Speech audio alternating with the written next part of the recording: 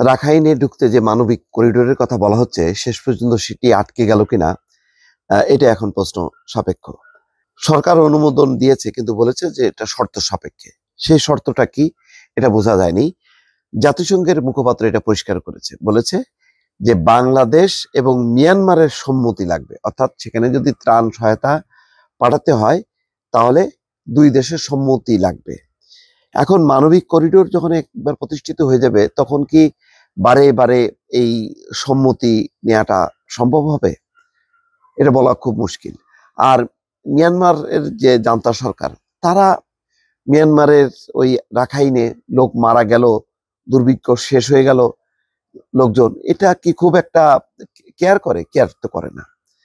তাহলে আহ মানে জান্তা সরকারও অনুমোদন দেবে না, বাংলাদেশ সরকার দিতে পারে, কিন্তু বাংলাদেশ সরকার বলবে যে আমরা অনুমোদন দিচ্ছি, মিয়ানমারের অনুমোদনটা নেও।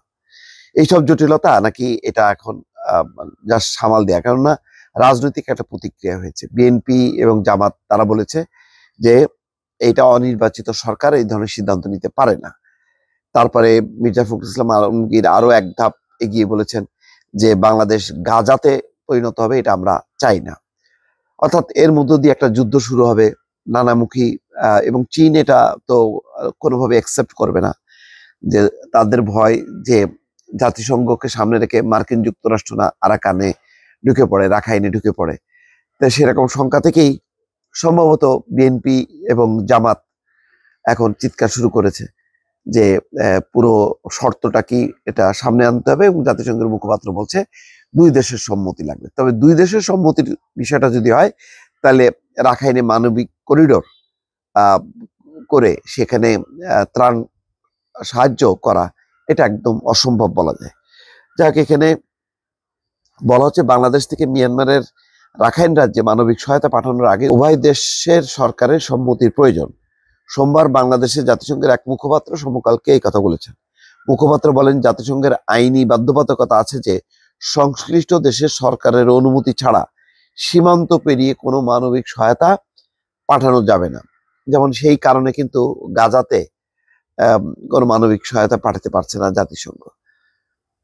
রোববার পররাষ্ট্র উপদেষ্টা তৌহিদ হোসেন জানান, জাতিসংঘের তত্ত্বাবধানে বাংলাদেশ ও মিয়ানমারের রাখাইনের মধ্যে একটি মানবিক করিডোর স্থাপনের নীতিগত সিদ্ধান্ত নিয়েছে সরকার।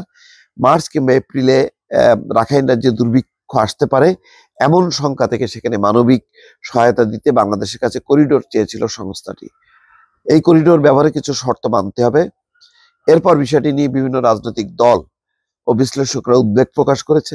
তারা বলেছে, রাখাইনে মানবিক সহায়তা পাঠানোর মাধ্যমে বাংলাদেশের নিরাপত্তা পরিস্থিতি ক্ষতিগ্রস্ত হতে পারে। এতে চীন ক্ষুব্ধ হতে পারে, মিয়ানমারের জান্তা সরকার ক্ষুব্ধ হতে পারে।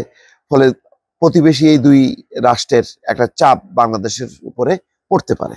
মিয়ানমারের সেনাবাহিনী এবং আরাকান আর্মির মধ্যে চলমান সংঘর্ষে রাখাইনে হাজারো মানুষ গৃহহীন হয়ে পড়েছে, সেখানে দুর্ভিক্ষ পরিস্থিতি তৈরি হয়েছে। এমন অবস্থায় বাংলাদেশে রাখাইন থেকে রোহিঙ্গাদের অনুপ্রবেশ এখনো অব্যাহত আছে।